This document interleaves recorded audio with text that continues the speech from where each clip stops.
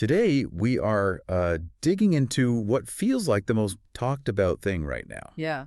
A stack of notes from Anime Los Angeles 2026. Right. And specifically, our source materials are detailing that huge announcement from Manga Mavericks. That's right. They've laid out their slate for, the back half of the year, and we're going to focus on two big new titles they've got coming in 2026. Yeah. And our mission here is really to go past the headlines. We want to extract the core themes, the unique hooks, so you understand exactly why these two are going to make some waves. And it's a fascinating contrast, isn't it? Manga Mavericks is clearly aiming for two very different crowds here. Oh, completely. On one hand, you've got this high-concept, serious mystery adventure.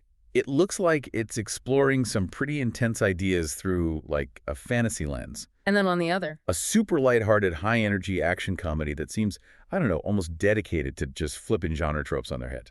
It's a really compelling mix. yeah, it is. Okay, let's unpack this. Let's do it. We should probably start with the one that's already getting the most serious discussion online. That's Divine Messengers and Demonic Guardians. This one is scheduled to drop pretty early in April 2026, and it's a mystery adventure. The notes really highlight the creators. It's the Kukoku brothers. Right, the indie creators. Exactly. They're known for these incredibly tight one-shots and some really ambitious world building, so a full serialization from them. Yeah, there's a lot of anticipation. And the setting itself just screams dramatic potential. It really does. I mean, the world is built on this stark, almost impossible dichotomy. You have this serene celestial realm, home of the angels, violently juxtaposed with the tumultuous lower realm, a wasteland just full of peril. It's the perfect setup for systematic conflict, The whole story kicks off with a critical mission that forces a group of angels to go down into those wastelands. And they have to rely on the one group their society fears most. The masked demonic bodyguards. Now, that's where the tension just becomes palpable. The source material really emphasizes that these demons are wanted for their raw strength, their cunning. But only for that. Exactly. Culturally, they're seen as soulless, as dangerous. The angels who are being protected, they don't trust them. The whole thing is based on practicality, not trust. And then that is a crucial distinction. It's a relationship built on pure necessity and, enforced ignorance. Right. The whole plot, though, it pivots on the actions of one angel, Dori. The protagonist. Right. And Dori is driven by this almost reckless curiosity. They break the #1 rule of the mission. They look under the mask. They look under the mask of one of their demonic escorts. And the discovery. This is what makes the story so irresistible. Dori uncovers what the notes call a shocking secret. It's a complete upending of all the celestial propaganda. The demons. They're not the monsters they were painted to be. Dori finds what genuine humanity, dreams, emotions, and a spark of kinship. That's the key. This is where the depth of the Kukoku brothers' writing really comes through. It's not just a discovery. Yeah. It's an existential crisis for Dori and for you, the reader.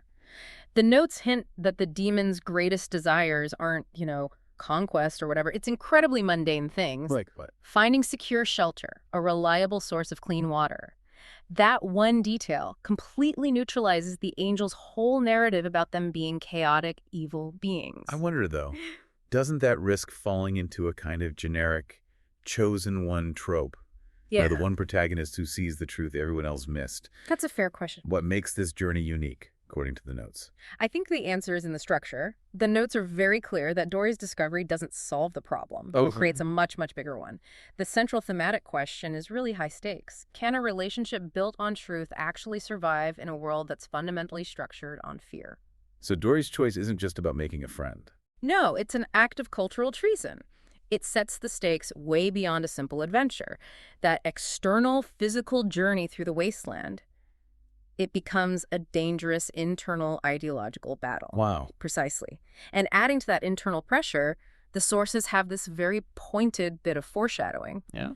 As the angels and their guards navigate the lower realm, the narrative strongly suggests the greatest threats they face might actually come from a familiar source. So not the wasteland itself. It heavily implies the real danger isn't the environment or even the demons, but the systems of power and prejudice back home.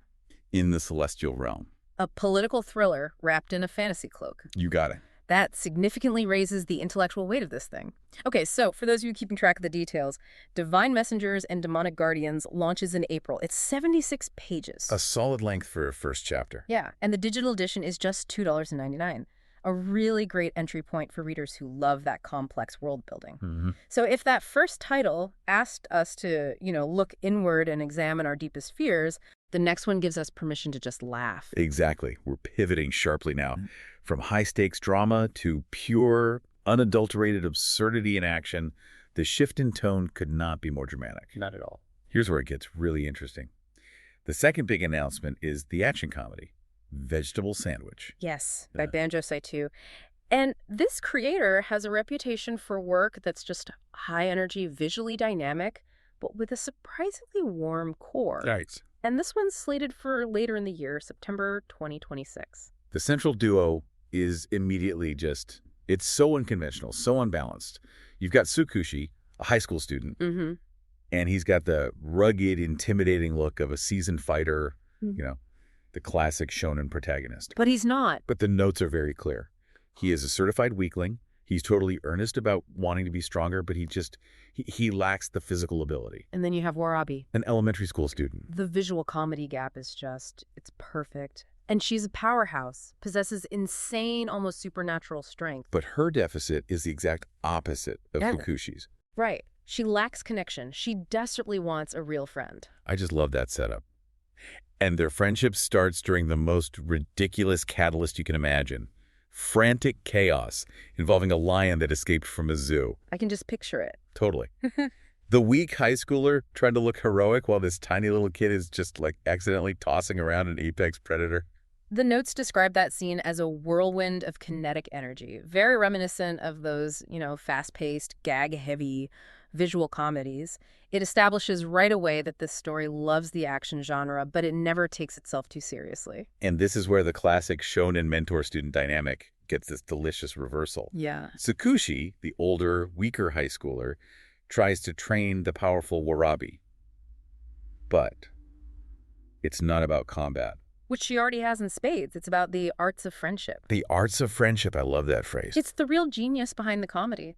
Tsukushi doesn't need to teach her how to punch. He needs to teach her emotional intelligence, how to connect with people. Without relying on her overwhelming strength. Exactly. The power she has is meaningless if she can't, share it or find a community. So what do the sources say about these arts of friendship? Is it mentorship and empathy, or is it more practical, basic social skills? It leans into the humor of it all. It's a mix of both, really. Tsukushi tries to teach her basic things, like how to start a conversation without scaring someone. Right. Or how to read people's reactions, things that require vulnerability, which is fundamentally harder for Warabi than lifting a car. The comedy comes from her trying to apply these delicate social lessons with her massive, unsubtle strength. You got it. It illustrates beautifully that strength isn't just about raw physicality. It's about, lifting each other up. Tsukushi's true strength is his capacity for friendship. Which is exactly what Warabi needs, and it's such a refreshing take, especially since the art style is specifically noted as being reminiscent of the beloved 80s shonen genre. Right, an era that often just celebrated brute force. Yeah. Vegetable Sandwich seems to be offering a self-aware, modern commentary on those tropes. It keeps the visual fun, but adds, real psychological depth.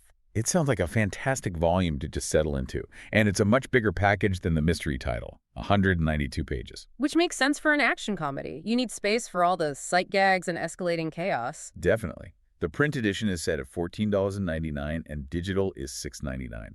So we've covered them individually. Let's zoom out and look at the whole Manga Mavericks strategy here. Yeah, if we connect these two, you see them doing more than just covering two genres. They're strategically positioning themselves for the whole spectrum of reading appetites. Divine Messengers requires that deep contemplation about fear, about hidden motives. And Vegetable Sandwich just offers immediate, high-octane escapism, comfort food. But both narratives, despite the wildly different tones, they're both about bridging huge gaps, right? Absolutely. The fantasy title is about bridging the gap between celestial and demonic, proving that the established order is built on a lie. While the comedy bridges the gap between physical and emotional strengths. Showing that neither one is complete without the other. They are, at heart, both deconstruction narratives. That emphasis on looking past the surface, whether it's a terrifying demonic mask or a misleading tough guy exterior is a really powerful common thread. And from a market perspective, this pairing is very shrewd. Release the intense, high-concept divine messengers early in the year.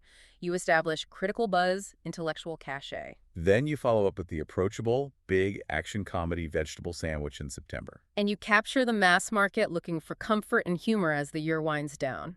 It's a calculated move to maximize engagement, positioning Manga Mavericks as a publisher that respects both profound narrative and simple fun. So for you listening, this means we have two completely distinct yet equally compelling options coming in 2026.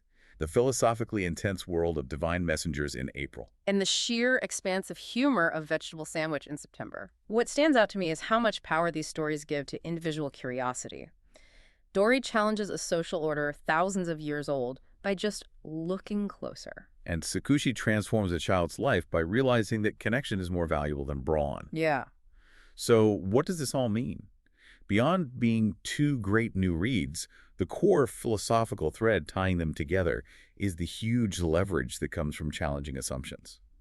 If we look closely at the source material, the common thread is that surface-level reality is often just propaganda. Right. Given Dori's shocking discovery that the demons have these simple human dreams, a truth hidden by celestial leaders, and Tsukushi's realization that real strength is in vulnerability, it does encourage a provocative final thought.